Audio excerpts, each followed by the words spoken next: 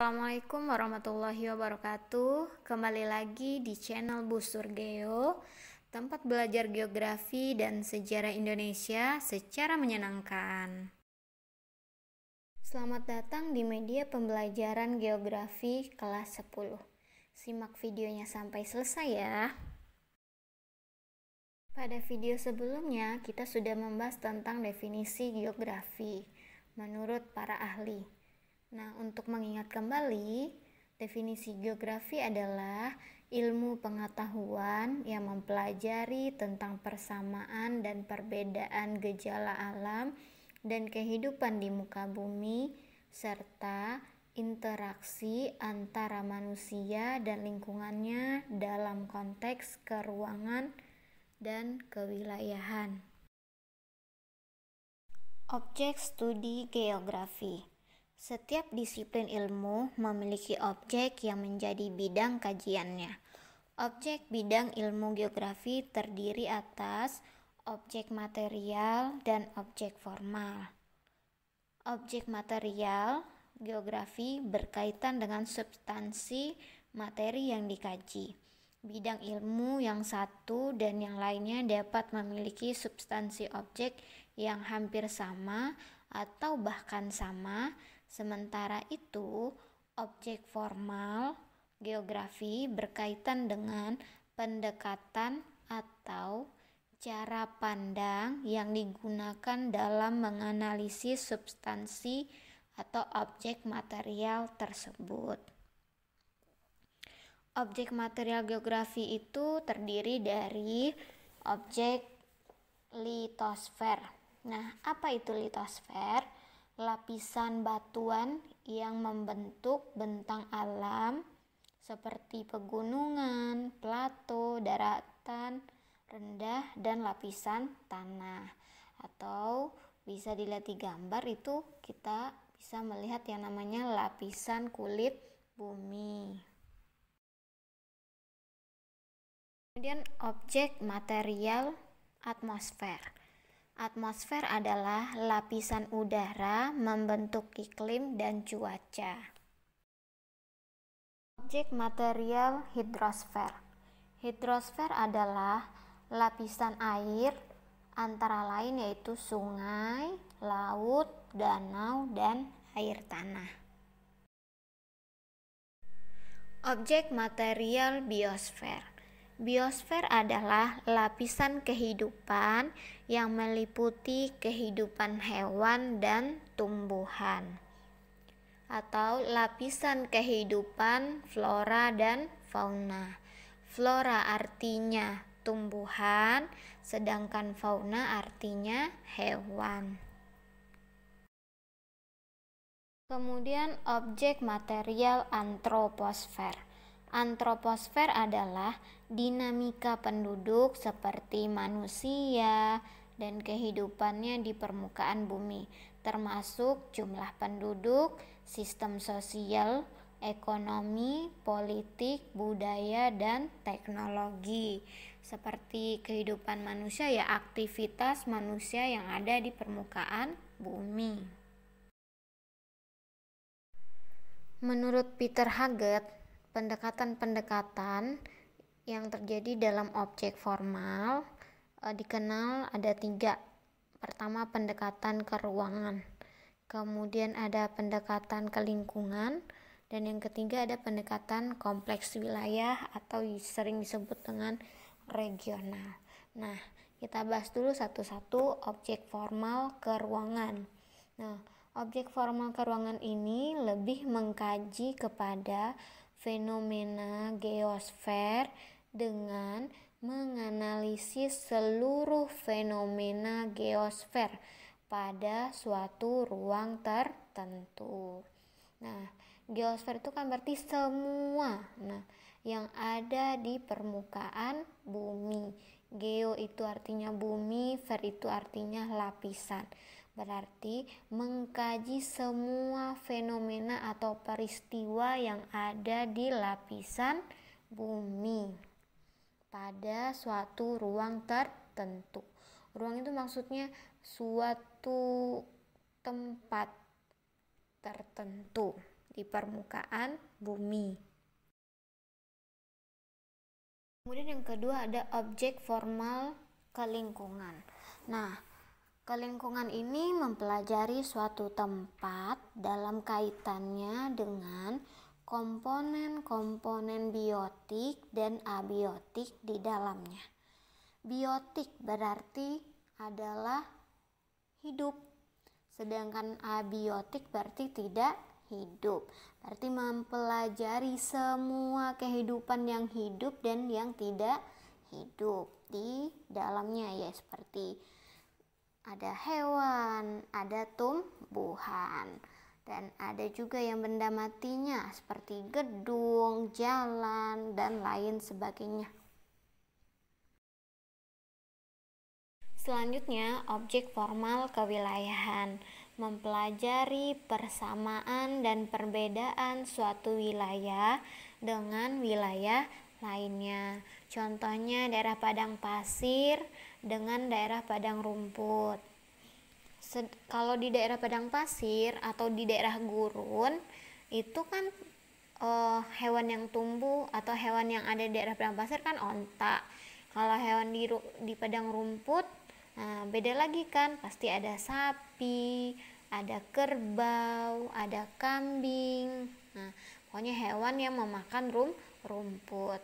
Nah, kemudian juga dari segi tanaman juga di padang pasir tumbuhannya yang hidup hanyalah pohon kaktus. Sedangkan di padang rumput beraneka ragam macam tanaman rumput.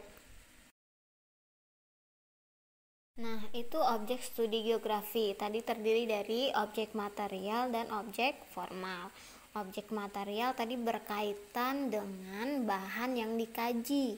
Nah, bahan yang dikaji itu apa aja? Yang dikajinya adalah atmosfer, litosfer, hidrosfer, biosfer, dan antroposfer. Atmosfer berarti kan berasal kata atmos dan sfera. Atmos itu artinya udara, sedangkan sfer itu artinya lapisan. Atmosfer berarti lapisan udara. Kemudian ada litosfer. Litos itu maksudnya tanah, berarti lapisan tanah. Kemudian hidrosfer berasal kata hidro. Hidro itu artinya air. Sfer itu lapisan, berarti lapisan air. Kemudian ada biosfer. Bio itu hidup, sfer itu lapisan, berarti lapisan makhluk hidup. Ada tadi tumbuhan dan hewan. Kemudian ada antroposfer. Antro itu maksudnya adalah manusia. Sfer itu tadi lapisan, berarti lapisan manusia, mencakup semua aktivitas yang dilakukan oleh manusia di permukaan bumi. Nah, itu objek material geografi. Sedangkan objek formal, pemecahan masalah fenomena geosfer. Nah, fenomena geosfer yang mana? Yaitu yang tadi, atmosfer, litosfer, hidrosfer, biosfer, dan antroposfer. Nah, geosfer itu kan geo itu bumi, sfer itu tadi lapisan, berarti pemecahan masalah fenomena yang ada di permukaan bumi atau di lapisan bumi, yang menerapkan konsep apa? 5W 1H. Jadi objek formal ini harus bisa menjawab yang namanya pertanyaan dari 5W 1H yang terjadi dalam fenomena geosfer.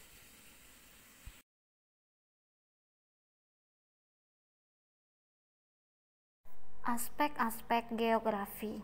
Geografi memiliki kajian yang sangat luas sehingga berkaitan dengan disiplin ilmu lainnya. Keterkaitan geografi dengan ilmu lainnya dapat dibedakan berdasarkan aspek-aspek geografi. Aspek-aspek geografi terdiri atas dua kelompok, yaitu aspek yang berkaitan dengan lingkungan fisik dan aspek yang berkaitan dengan lingkungan non-fisik. Nah, apa itu aspek fisik? Aspek fisik geografi mengkaji segala fenomena geosfer yang mempengaruhi kehidupan manusia, meliputi aspek kimiawi, biologis, astronomis, dan semua fenomena alam yang dapat langsung diamati. Contohnya, ada aspek topologi, ada aspek abiotik, dan ada aspek biotik. Aspek topologi. Aspek topologi adalah aspek yang berkaitan dengan bentuk muka bumi, atau bahasa geografinya morfologi. Morfologi berarti bentuk muka bumi. Kemudian letak atau lokasi suatu wilayah, luas dan batas-batas wilayah yang mempunyai ciri-ciri khas tertentu. Nah, itu aspek topologi, berarti tentang kaitannya dengan bentuk di permukaan bumi. Nah, bentuk permukaan bumi itu ada dataran rendah dan dataran tinggi. Kemudian lanjut kepada aspek biotik. Aspek biotik adalah aspek yang berkaitan dengan unsur vegetasi, yaitu flora dan fauna. Atau yang disebut dengan aspek bio, itu kan hidup, berarti berhubungan dengan makhluk hidup. Ada flora, ada fauna, ada hewan, ada tumbuhan. Kemudian aspek non-biotik. Nah, non-biotik berarti lawan dari biotik.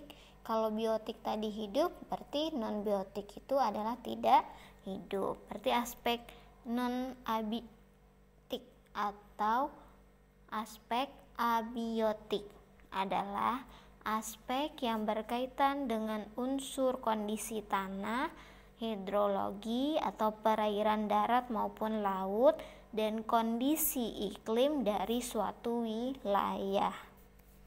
Nah, itu aspek fisik. Kemudian ada aspek sosial atau aspek non-fisik. Mengkaji keterkaitan manusia dengan fenomena yang terjadi di geosfer. Geosfer berarti lapisan bumi, berarti mengkaji yang berkaitan dengan manusia yang ada di permukaan bumi. Nah, aspek sosial itu meliputi aspek antropologis, politis, ekonomi, dan aspek yang berhubungan dengan pola hidup manusia atau berhubungan dengan kebudayaan manusia. Nah, pada aspek sosial, manusia berperan sebagai fokus utama dari kajian geografi dengan memperhatikan pola penyebaran manusia dalam ruang dan kaitan perilaku manusia dengan lingkungannya.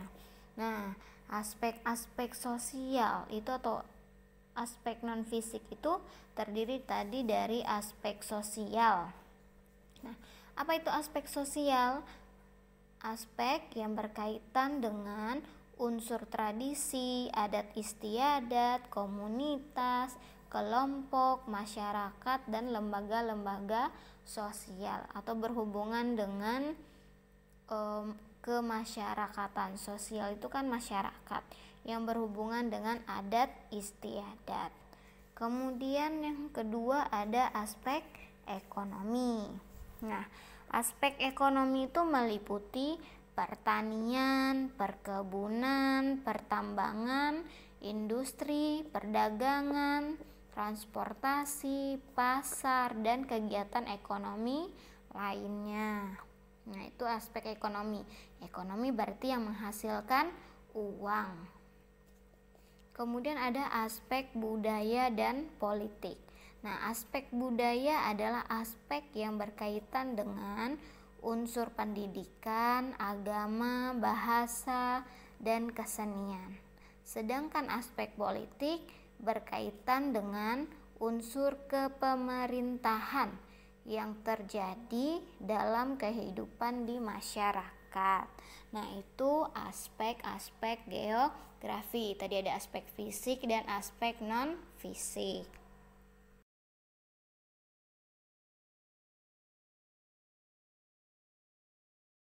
Ruang lingkup geografi. Dalam buku The Scope of Geography, Ruth Murphy mengatakan terdapat 3 ruang lingkup geografi, yaitu sebagai berikut. Pertama ada persebaran dan keterbatasan penduduk di muka bumi dengan sejumlah aspek keruangan serta pemanfaatannya. Kemudian yang kedua ada interaksi manusia dan lingkungan fisik sebagai salah satu bagian dari keragaman wilayah. Kemudian yang ketiga ada kajian terhadap kerangka regional dan analisis wilayah. Nah, ruang lingkup bahasan geografi itu ada tadi geografi fisik, ada geografi sosial, ada geografi regional, dan geografi teknis. Ruang lingkup bahasan geografi adalah sebagai berikut. Pertama ada geografi fisik. Itu mempelajari fenomena-fenomena alam yang berkaitan dengan bentuk, relief, iklim, dan segala proses-proses fisik yang terjadi di darat, laut, dan udara yang mempengaruhi kehidupan manusia. Kemudian ada geografi sosial, jadi mempelajari segala aktivitas manusia di bumi dan interaksinya dengan lingkungan, baik dalam lingkungan fisik, sosial, maupun budaya. Kemudian ada geografi teknik, kajian penggunaan keahlian teknis dalam geografi untuk menyelesaikan berbagai permasalahan. Contohnya, geografi matematika, pemetaan, penginderaan jauh, dan sistem informasi geografis atau disingkat dengan SIG untuk mempelajari bumi dan menyelesaikan berbagai masalah. Nah, itu geografi teknik. Kemudian ada geografi regional, mempelajari suatu daerah atau wilayah secara khusus, baik mengenai aspek fisik ataupun aspek sosial. Nah, saking luasnya ruang lingkup geografi menimbulkan kebutuhan spesialisasi.